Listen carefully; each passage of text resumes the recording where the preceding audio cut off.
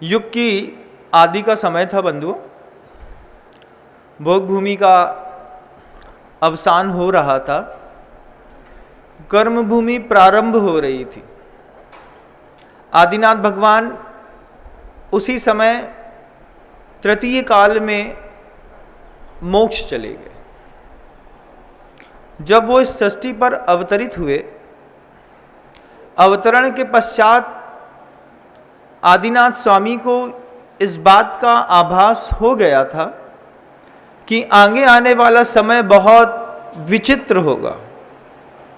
आदमी में हृदय में सरलता तो होगी, लेकिन वह सरलता अज्ञान मिश्रित होगी। आदमी पे इतना विश्वास करेगा, आदमी में ही क्या, हर जीव में इतना विश्वास करेगा और उस विश्वास का कोई गलत फायदा उठाएगा। तब राजा की पर्याय में आदिनाथ प्रभु ने 6 षटकर्म का उपदेश दिया।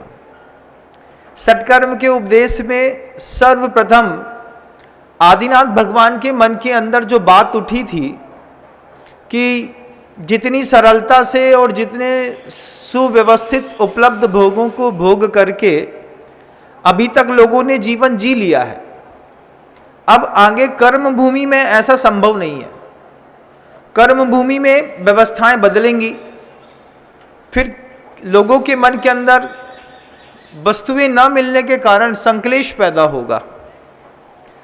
सबसे पहले आदिनाथ प्रभु ने संघर्ष को उद्देश्य बना करके 80 की विद्या सिखाने का प्रयास किया। तलवार हाथ में दी, उसके पहले तलवार कभी दुनिया में बनी नहीं थी, तलवार की जरूरत भी नहीं थी, लेकिन आदिनाथ प्रभु ने दिव्य ज्ञान से देखा कि आगे चल करके जीवन में संघर्ष बहुत होगा। उस संघर्ष से रक्षा करने के लिए आपको तलवार तो उठानी ही पड़ेगी। सबसे पहले संघर्ष कर सकें आप, इसलिए तलवार को सामने हाथ में दे करके एक ऐसा शिक्षण दिया, उस शिक्षण का कालांतर में भले हमने दुरुपयोग किया हो, लेकिन आदिनाथ प्रभु के मन के अंदर वो भाव था कि जीवन संघर्षमय, अब संघर्ष तो होगा। कभी जानवरों से होगा, कभी इंसान का इंसान से होगा। उस समय सिंह के दांतों में क्रूरता नहीं थी। कैनियन टीथ जो होते हैं लंबे लंबे, ये लंबे लंबे सिंह के मुख में ऐसे लंबे दांत नहीं हुआ करते थे, वो भी बड़ा सरल प्रकृति का था। लेकिन जब देखा कि धीरे धीरे कर्म भूमि में सिंहों में, पशुओं में क्रूरता आ गई है। वे जो घर के अंदर, जैसे आपके यहाँ बिल्लियाँ घूमती थी, लोगों के घर के अंदर पैंथर, चीथे और जितने अष्टापद हैं, ये सब घूमा करते थे। कोई फर्क नहीं पड़ता था उनको, क्योंकि पता था कि संघर्ष की कोई बात है नहीं, ये भी सरल है और हम भी सरल हैं। धीरे धीरे सरलता क्रूरता में बदलने लगी।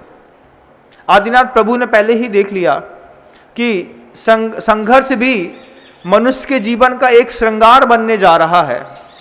तो वो संघर्ष मनुष्य के जीवन का श्रृंगार बन सके, संहार का कारण न बने, इसलिए आदिनाथ प्रभु ने राजा की अवस्था में बहुत सोच समझ करके तलवार चलाने की शिक्षा दी। तलवार सिखा दिया, उसके उद्देश्य निश्चित कर दिए। उन उद्देश्यों को लेकर के आप तलवार उठाएंगे, अन्यथा तलवार आपके घर में सिर्फ शोभा का काम करेगी। 80 की शिक्षा देने के बाद कुछ संरक्षण की आवश्यकता भी पड़ेगी, ये सोच करके आदिनाथ प्रभु ने लेखनी उठा करके कुछ लिखने और समझने की भी व्यवस्था बता दी। प्रभु जानते थे इस बात को कि समय आगे वाला ऐसा आएगा कि आदमी अपनी ही मुख से कही बात भूल जाएगा। एक ऐसा भी समय आएगा जब आदमी को याददाश्त कमजोर होगी। उस समय ही प्रभु को चिंता हुई तो उन्होंने मसीह विज्ञान भी दे दिया, लिख करके अपनी याददाश्त को सुरक्षित रखो। लोग मुझसे आकर के कई बार कॉपी में कुछ लिखवाने के लिए कहते हैं, लेकिन पूज्य मुनि श्री अभय सागर जी महाराज श्री ने बड़ी अच्छी बात कही थी। कहा था कि देखो विनम्र, ये जो रद्दी से रद्दी स्याही है, ये आदमी की याददाश्त से ज़्यादा टिकती है। इसलिए कभी भी किसी की कॉपी में कुछ लिख करके मत देना, क्योंकि एक बार लिख करके तो दे दोगे, 10, 5, 20, 15 साल बाद अपने ही लिखे शब्द बेमानी लगेंगे। जब शब्द बेमानी लगेंगे, लेकिन आप उन शब्दों को मिटा नहीं पाएंगे, वो शब्द लिखे हुए आपके जीवन में जीवन भर आपका पीछा नहीं छोड़ेंगे। लोग बोलेंगे इतने बड़े महाराज हैं, देखो क्या लिख के दिया था। इसलिए कभी भी किसी को कॉपी में लिख करके कुछ मत देना। ये बात 2006 में ही बड़े महाराज जी ने कान में एक बार सिखाई थी। आज तक वो जीवन में संगनी का काम कर रही है। उनकी बातें कि कोई कितनी भी अच्छी बात पूछना चाहता है, मैं बोल देता हूँ, लेकिन मैं लिख करके नहीं दे सकता। लिख करके दिया, अब वो हमारे शब्द कभी जीवन में पीछा नहीं छोड़े।